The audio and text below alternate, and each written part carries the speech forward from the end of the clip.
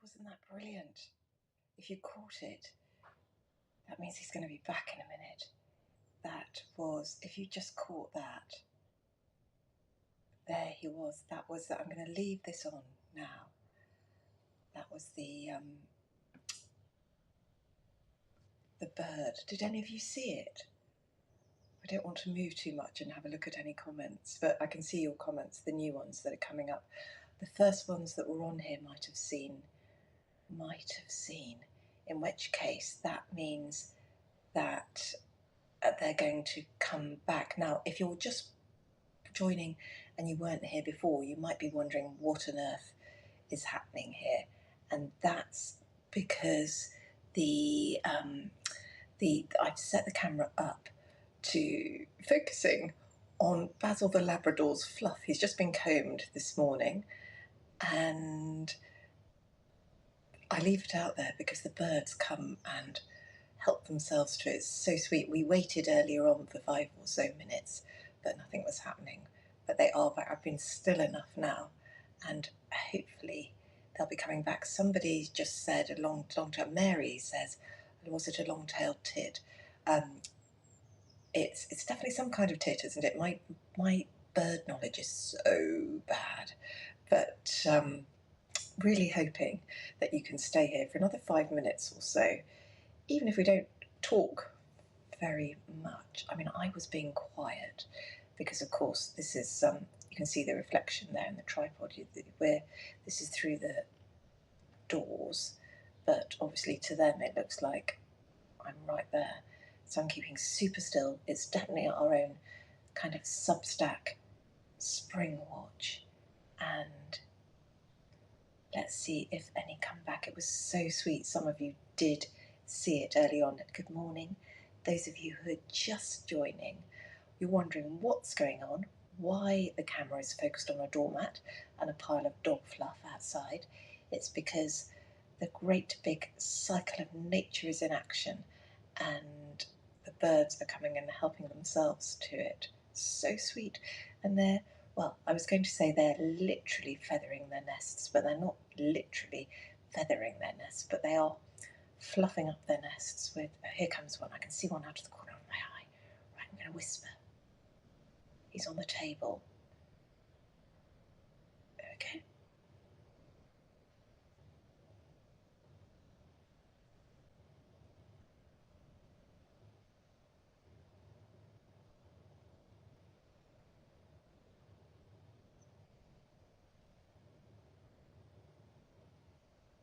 Isn't that sweet?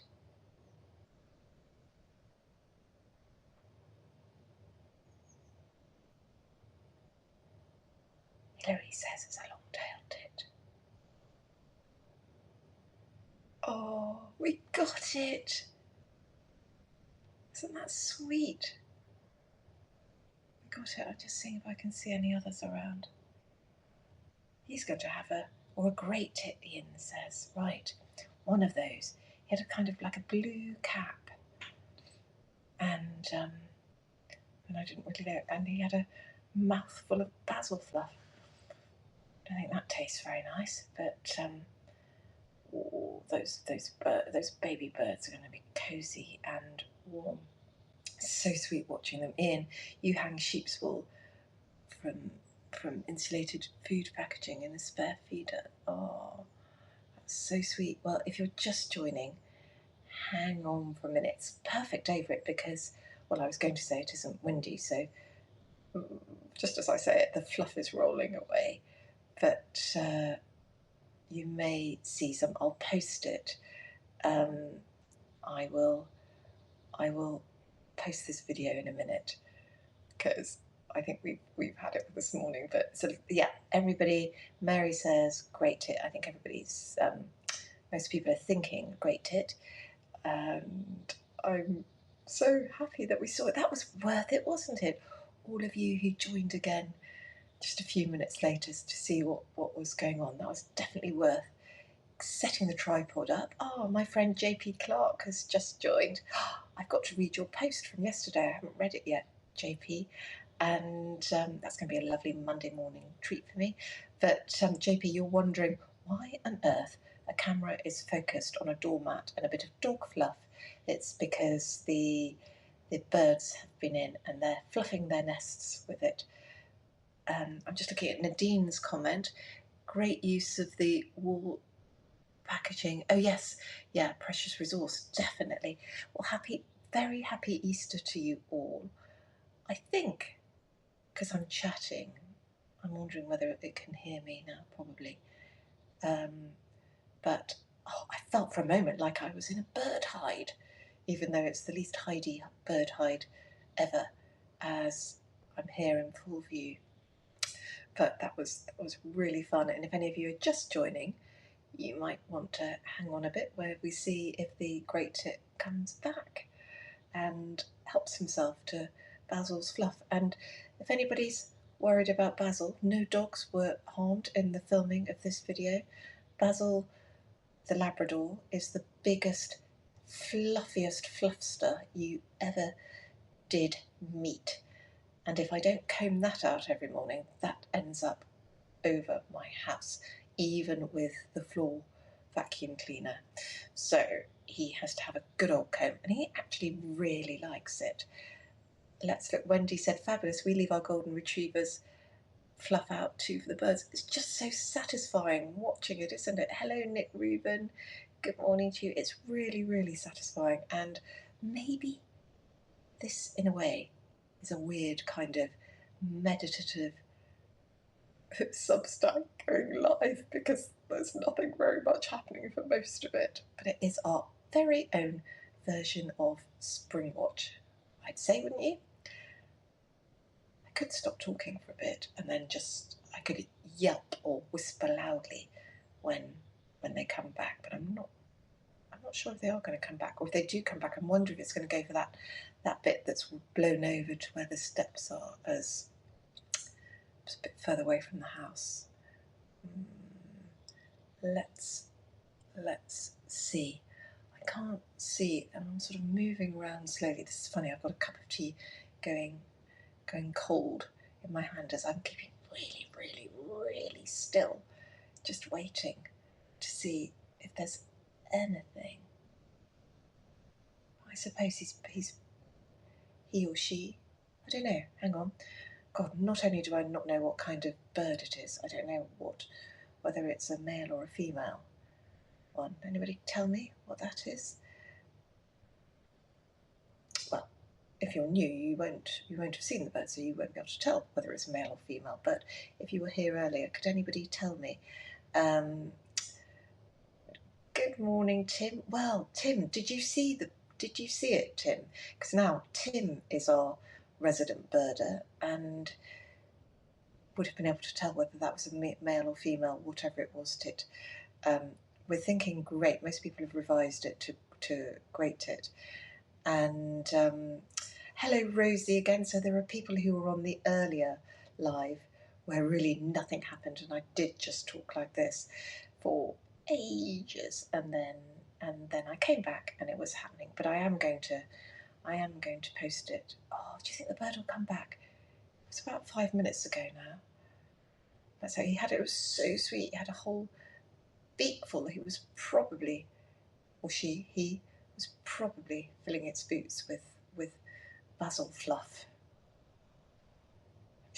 I'm going to keep whispering. It's so quiet. You're going to hear my stomach rumble in a minute. Oh, I need to show you. So there are so many things I want to show you. To the right, I don't want to move. To the right, there are lots of tulips and daffodils. You just have to imagine. And to the left of the steps, there's the little tulip meadow that we call it. It's not really a meadow at all. It's just a stretch of grass about 10 metres long and about 5 metres wide that I filled with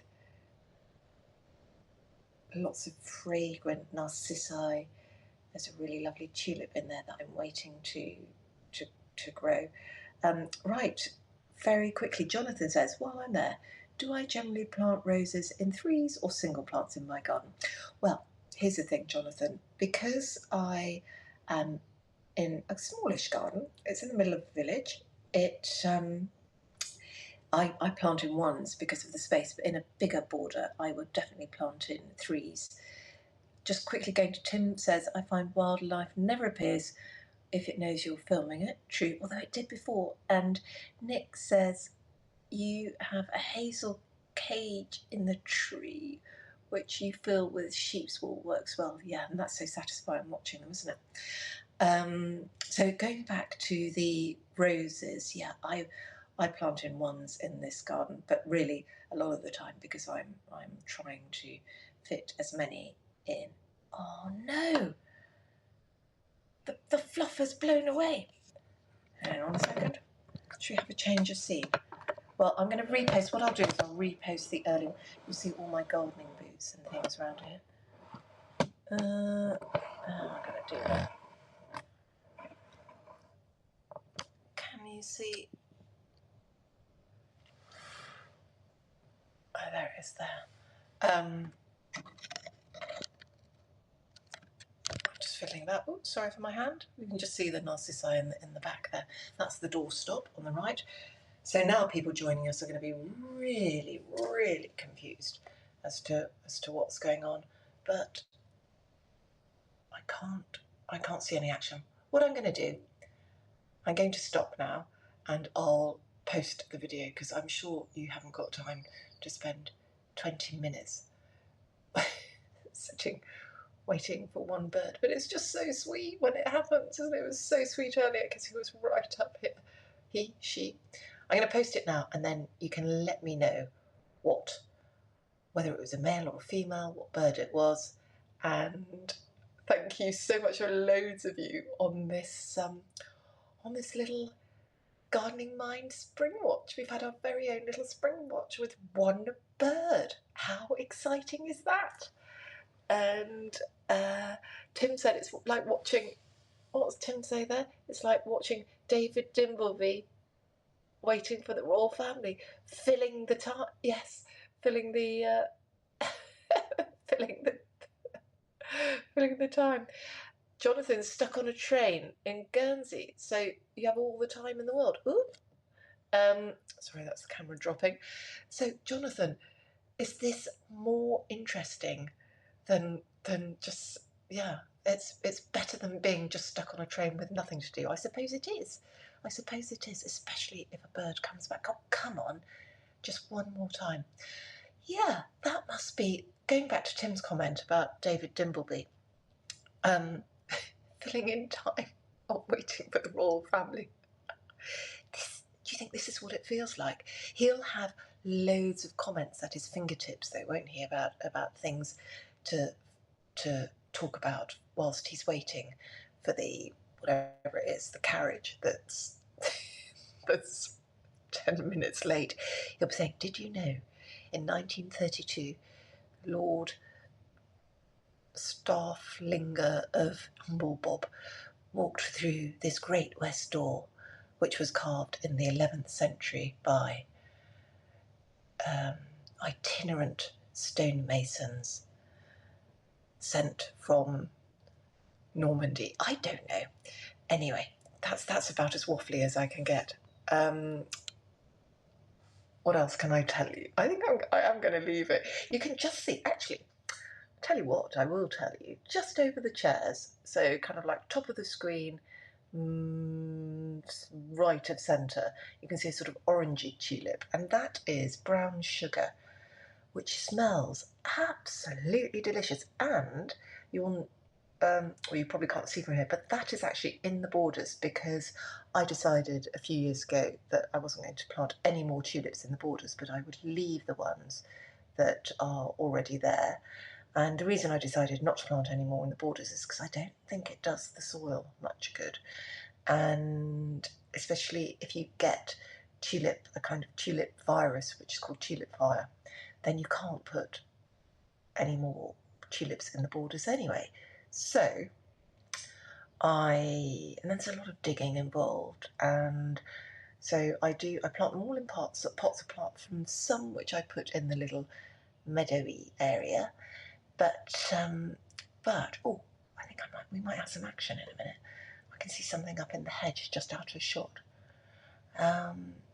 Anyway, so I plant all of my tulips in the in pots, apart from those that have decided to come back. And let me tell you that brown sugar is absolutely, definitely perennial. That's been coming back. So 10 years ago, there were kind of like 100, and 4 or 5 of them come back every year. I think I've seen someone just fly in to my right. I'm not moving. I think it's behind my door frame, the bird coming in. If you're just joining, you're wondering what on earth is going on. That's because we're focusing basically on a doormat. But if you look, there is where that wooden upright is, there's a piece of dog fluff there, and birds are collecting it. Oh, here, come. Oh, no, they're all above. Did you see anything just scooting over the table then? So they are to the right of the table. Here they come. There's one on the table now. It's just to the right. Oh my God, I've got cramp. I'm sitting bent over and I don't want to move. And oh, maybe I've got the camera trained on the wrong spot because the fluff has blown. No, I think. Let me just gently rearrange myself. Oh, come on. That was going to be so good because they're definitely in the roses. So where the tulips and daffodils are, there's a big rose, Ispahan, there. And I've let it, I didn't prune it this year on purpose because I wanted to let it grow all sort of like, or letting it all hang out a bit. And I think they're in there. They're in there somewhere. And they're waiting for me. I don't know, would they be? They couldn't hear me. I'm behind a door. Oh, come on. Let's give this a couple of minutes. Let me tell you, can we just go back to perennial tulips while I'm banging on about nothing at all? So, brown sugar is an excellent perennial. Can I just say, Gardening Minds, you are the most brilliant people for hanging out on a live where not a lot is happening. And this is really funny. I'm just looking at the comments very quickly. Where do you store your tulip bulbs? Well, here we go. I don't store my tulip bulbs. So they're in pots, and then they go into, when they're done here, when they finish flowering, they either get composted if they weren't very good, or the wrong. Well, there's no such thing as a wrong colour for tulip because you can always cut the wrong colours and they look brilliant inside. But otherwise, they go in the compost heap or they go in the cutting garden. my very grandly named cutting garden, which is 4 very small beds, which so far I haven't planted any veg in. I put all the dahlias in because last year I was more excited about my dahlias than I was about the salads because of all the slugs. Although because of my 12-pronged slug defences,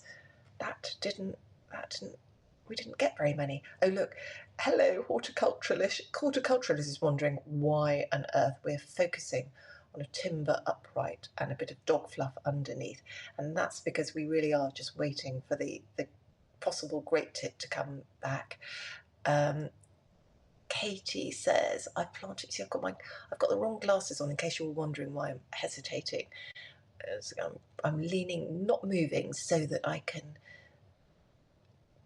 get this bird so that I can show you this bird if it comes back. Katie says, I've planted brown sugar and was wondering whether to leave it in. So thank you. Yeah, leave it in. It's certainly, I'm in the southeast of England, so it's milder here than further north, but it is but it's been reliably perennial in my garden. And as I say, these are the last sort of 5 or 6 left from lots 10 years ago, but they've been coming back for the last few years, so I definitely plant it. Right, you know what, guys? going to have one last look, and then I'm going to... I am going to let you go, because there are nearly 100 of you here watching a timber post with a bit of dog fluff underneath it. And all I can say is you all deserve a medal, because the action all happened earlier on. I'm really hoping that some will come back. I keep kind of casting an eye around, and I don't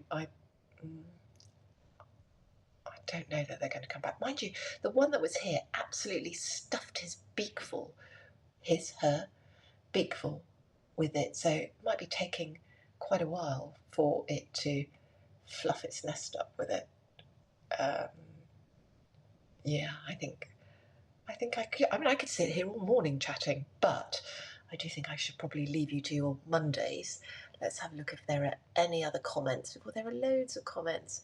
Hilary said, yes, the veg beds became interesting last year with dahlias. Yeah, I loved my dahlias in there.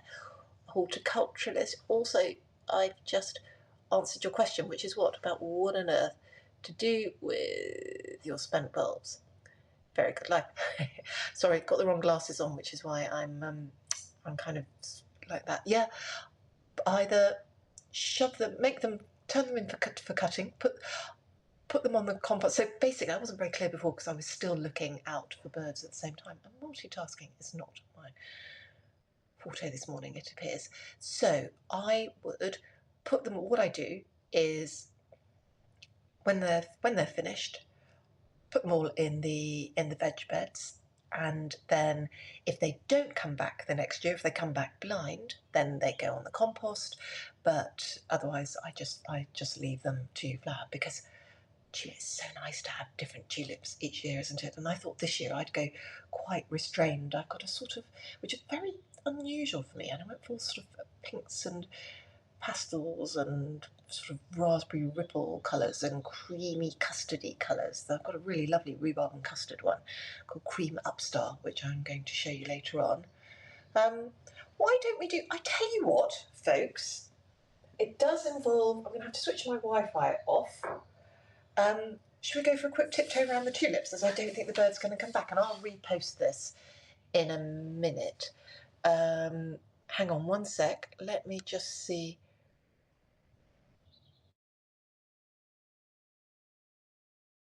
Oh no, I didn't go. I'm trying to turn my... Oh yeah, there we go. Right, I'm going to open the door because the birds are not coming back. We can have a look at that. Let's go for a tiptoe around the tulips, but I've only got 6% battery because Substack Live on the video uses loads of it. Oh, hang on. Now that's that, but you wondered what that noise was. That's Basil thinking he's going out for a walk. Not just yet. Let's go and have a quick... Oh my God. Right, that was it. So this is what we were looking at. No, it's not you, Basil. Thanks for that. It was the fluff. That's what they're collecting. Anyway, you can hear them all. Let's go and have a quick tiptoe around these tulips to see what's going on. So there's brown sugar. This is Iwona, caviar, sweet love, which smells delicious. Geranium. Look how tall geranium is. And who are you? I should have put labels, but I did. It was just, of course, I didn't get round to putting labels on. If you're new to the gardening mind, basically, I didn't. Oh, Pueblo. There we go. It's a bit haphazard around it. There's Pueblo. But that is that Pueblo as well? No, that is not Pueblo. And that is something. Oh yes, I remember. I put 2 in and I forgot the second one. Afka. Now look, you see what I mean about quite restrained in terms of colour. Afka. There, that wasn't like an expletive. I was just saying. Afka, right? Afka, Bojangles, love Bojangles with Palmyra. Next year, if you're putting your tulip lists together, Palmyra and Bojangles for you. I'll write all these up in the gardening mind. If you're heading for a garden centre this morning or a nursery, read Saturday's post first. Now, you can see, so slightly shambolic here, because what happens is I move the bulbs around. Don't listen to... I read a book recently which said don't have small pots. What a load of rubbish. Have small pots so you can move them around. Those are a couple of acanthus that I was gifted, and I'm not sure whether... I don't know whether they're alive or dead, and hydrangeas that I need to do something with, and a pot. This is last summer's. Oh, look, that Nemesia has come back. So that's a totally frost-proof Nemesia, whose name I must look up. And barbecue, mint, the heuchera, which I would only allow in a pot, but looks good in a pot. 3 flowers on the 6 months old hellebore. How amazing is that? I mean, it's not 6 months old, but the pot is 6 months old. Right, let's have a look at there's frost-proof pinks, which are going to be delicious. Always have pots of pinks by your steps. And here is Dee Dee. Right, Dee Dee, you are not what I was thinking. Hang on, look at Dee Dee. Dee Dee's interesting. What's going on with Dee Dee here? Rem's favourite. Do you see what colour Rem's favourite looks? And it's much darker in the mornings. Oh, I need to take a photo. Rem's favourite. Here's Cream Upstar. This is Grand Perfection. This is Cream Upstar, properly rhubarb and custard. Look at that. Can't remember what they are. I think these, I can't remember what you are. And then Apricot Beauty, Foxtrot and Silk Road there. Bits and bobs. There's a lovely platter, was lovely, full of little tiny dwarf. And then look at this. Let's just have a look at the table of joy here. Look at these. This is peppermint stick. Look how furled those tulips go. Aren't they brilliant species tulips? Little table, and again, I'll move all these things around. And there's sailboat. This is a sailboat. This is, can't remember what grape hyacinth this is, normal blue one.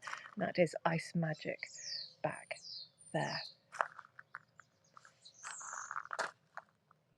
Is there anything else to show you? I'm having a look around to see if there's anything to show you. Probably not. So just enjoy those. But I think now what I'm going to do is I'm just going to go back to Cream Upstar. As I say, not a colour I'd normally have gone for, but it is rhubarb and custard and looks absolutely edible, and I would definitely recommend it for next year, so I've surprised myself.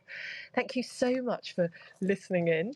I'm going to stop now, and I'm going to repost the live so that you can see our very own Springwatch moment, which happens, I don't know, a couple of minutes in, would you say, guys?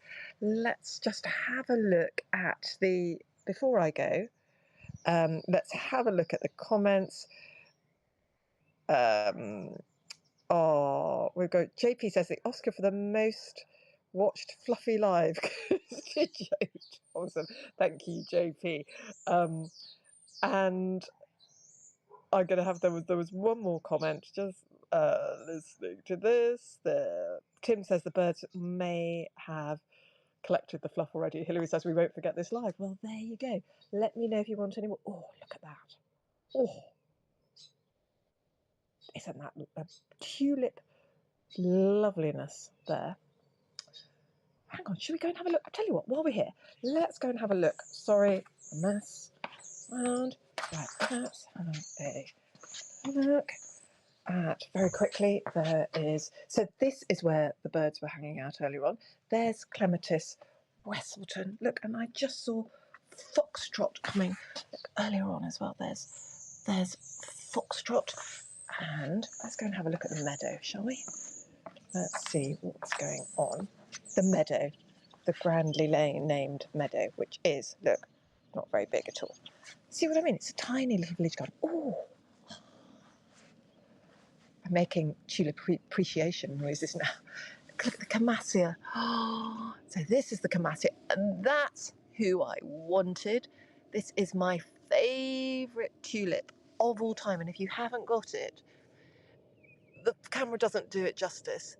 That is James Last, and it is, in reality, I'll come back with a big camera and take some photos. It's kind of creamy, peachy pink, and I ordered so many of them this year because I was thinking about growing them for Chelsea, but thank goodness that I didn't plan on them for Chelsea because they would have all been over by then. Anyway, I thought, you know what, I'm going to shove them in the meadow with the Camassia. This meadow, long grass area, I want to call it a meadow. Do you think it doesn't sound poncy to call it a meadow, does it? It is a lovely little It's my meadow area. And it's just got treats. It's the gift that keeps on giving. Let's go. Let's how much? I've got 1% battery. I may have to go in a minute, but just look. There are camassia. There are tulips. Oh my God, I'm going to have to come out here with the camera. If I go quickly, I'm going to say goodbye now because the camera is going to get cut off. But come and join the Gardening Mind. Come and join us. Come and read the post. Yes, Saturday's post about going to the garden centre and counting how to choose plants. And I mean, look at this. Every garden should have one of these. I mean, it's an absolute joy. There's just so many treasures in it. Look, look, look, look, look, look, look, look, look, look, look, look, look, look, look, look, look, look. This is really, really exciting. And there's James last on a misty morning. Thank you very much for joining me. I'm going to post it so you can go and get the Springwatch morning right at the very beginning. Bye.